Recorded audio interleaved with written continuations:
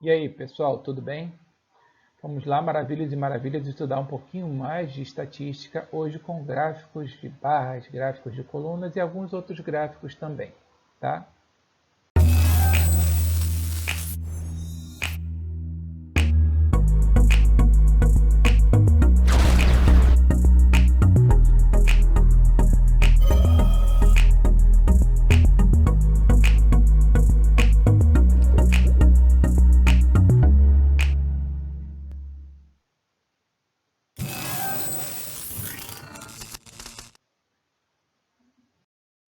Vamos começar com os gráficos de barras e de colunas.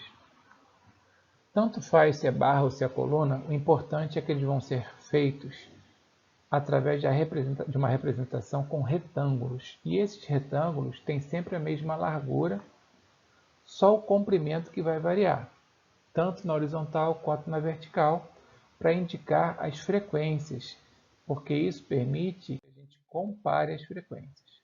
Olha o exemplo aí, olha. Eu tenho desempenho em matemática. Ótimo, 25%. Bom, 35%. Regular, 25%. Ruim, 15%. Então você pode comparar, olha aqui, ó. Tá bom? Essa comparação tem a ver com as frequências. Nesse caso aqui, a frequência é relativa, porque a gente está usando porcentagem. Se a gente estivesse fazendo uma contagem, seria frequência absoluta. Esse gráfico aqui, por exemplo, ele tem as duas frequências. Você pode ver que aqui existem as quantidades vendidas e essas quantidades são frequências absolutas. E a gente tem também as porcentagens de venda, que são frequências relativas, tá bom? Percebam que aqui eu tenho um grupo de estados para os quais essa empresa vendeu muito pouco. Mas olha São Paulo é o campeão desse grupo aí. Então uma empresa vendeu muito para São Paulo e não vendeu para os outros lugares tanto quanto vendeu para São Paulo. Beleza? Olha um exercício bom para a gente. 200 estudantes fizeram uma prova de matemática e a gente quer saber quantos ficaram com conceito bom ou ótimo. O bom, a gente vai olhar ali, são 35%. E ótimo são 25%. Isso quer dizer, 60% estão com conceito bom, desempenho bom ou ótimo. Mas quantos são esses estudantes? Depois de eu calcular a frequência relativa, eu posso calcular a frequência absoluta. Como é que a gente faz para calcular essa frequência absoluta? Vamos pegar 60% de 200. Vou cancelar dois zerinhos. Não cancelo o zero do 60, porque não tem mais zero embaixo, né? Fazendo a conta, 2 vezes 60, 120 estudantes têm o conceito bom ou ótimo. Viram como é que é fácil? Qualquer coisa é só voltar lá no slide anterior ou um pouquinho o vídeo para ver, tá? Imagina aqui, ó, uma pesquisa eleitoral e estão aqui representadas as intenções de voto. Quero saber a diferença do número de votos do candidato eleito e do segundo colocado. Beleza? Então vamos ver o candidato eleito, quantos votos ele tem. Ó. 1.620. Então, eleito, que é o B, 1.620 votos. E o segundo colocado, esse aqui. Não, esse aqui são os indecisos, gente. Esquece. O segundo colocado é esse bendito aqui, ó. Esse segundo. O primeiro é o B, o segundo é o A. Com 1.400 votos. Pede-se a diferença. Diferença é só você calcular uma subtração. Fazendo então 0 menos 0, 0, 2 menos 0, 2, 6 menos 4, 2. Então são 220 votos de diferença. Tá ok? Show, show. Qualquer dúvida, volta ao vídeo, tá? Existe um tipo de gráfico de colunas que é um pouquinho mais complicadinho, mas nada demais, gente. Ele é chamado de histograma.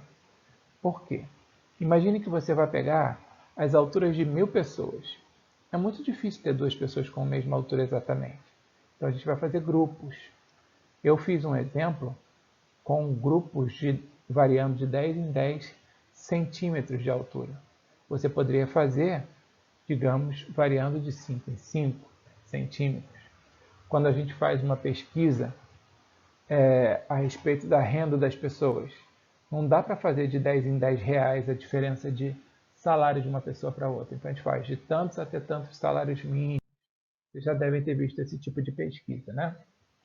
Olha aí. Então, naquele exemplo que eu falei, a gente pegou alturas e foi variando de 10 em 10 centímetros.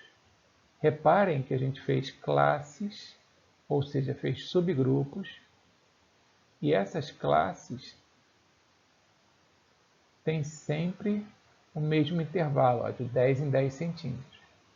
Na primeira classe, eu tenho 6 pessoas com altura entre 1,40 m e 1,50 m. Então, isso aqui é a contagem.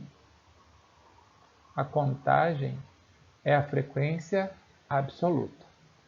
No total, a gente tem aqui 6 mais 10, 16.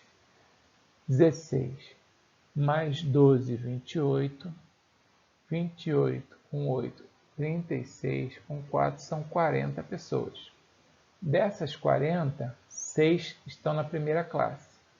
6 de 40 representa a porcentagem 15%, porque isso é uma fração ou número decimal ou uma porcentagem.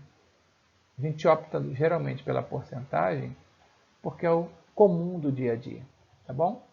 Olha lá, olha, 10 pessoas na segunda classe corresponde a 25% do total. E assim vamos. Olha como é que fica o gráfico.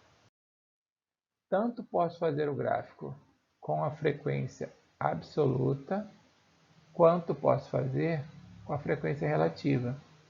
Reparem que de 1,40 m a 1,60 m eu tenho 6 pessoas, que corresponde a 15%. De 1,50 m a 1,60 m, eu tenho 10 pessoas,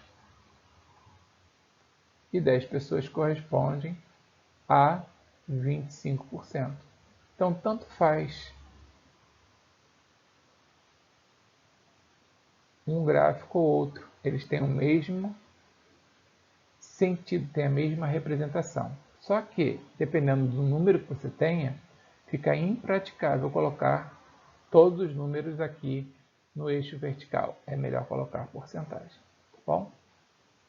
Então vamos para o próximo, que é o gráfico de segmentos. O gráfico de segmentos ele é interessantíssimo porque ele mostra a evolução de alguma coisa ao longo do tempo.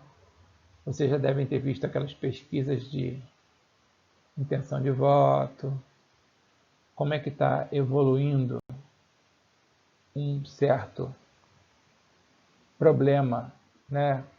Uma doença, ou como está variando o dólar. A gente pode ver exemplos também na nossa própria casa. Quando a gente olha o consumo de energia, a cada mês a gente tem um certo valor que corresponde ao consumo de energia da nossa casa. Bom, então esse tipo de gráfico, ele vai olhar, por exemplo, aqui, ó, o mercado de trabalho. Desde 1940 até 2000, essa linha de cima é a linha dos homens. Então, os homens ocupavam 80% do mercado de trabalho em 1940. Já no ano 2000, eles ficaram apenas com 60%, porque a mulher ganhou espaço no mercado de trabalho. Ela só tinha 20% lá em 1940. Em 2000, ela já estava com 40%. Isso quer dizer que as mulheres estão ganhando espaço no mercado. Isso é muito bom, né? Valorizar a competência e o trabalho das mulheres. Tudo bem? Bom, o gráfico que a gente trouxe como exemplo é o gráfico do consumo de energia elétrica numa residência nos últimos 7 meses. Eu quero saber quando que ocorreu queda no consumo. Ó, em março, abril. Opa, aqui ó, caiu. Então, de março para abril.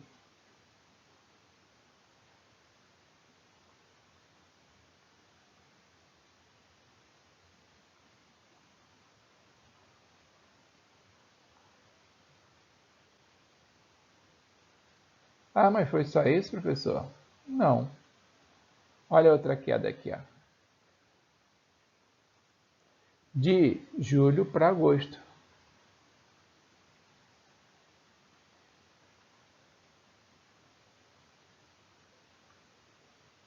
Qual foi o período de maior aumento? Aqui aumentou de 40 para 80, de 80 para 110, 110 para 180. Mas olha esse último período aqui, olha. Subiu de 120 para 240. Então esse aqui foi o maior aumento no período. Beleza? Acho que todo mundo concorda que só de olhar já dá para perceber que o maior aumento foi de agosto para setembro. Beleza? Espero que vocês estejam gostando.